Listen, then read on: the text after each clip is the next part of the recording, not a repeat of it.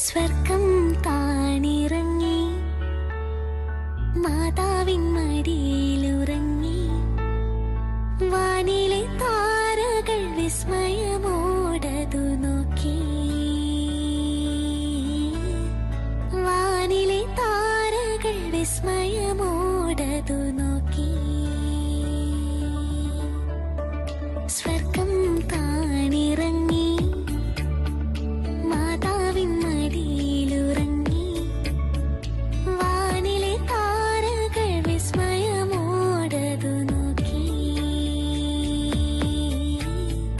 വാനിലെ താരകൾ വിസ്മയമോടതു നോക്കി.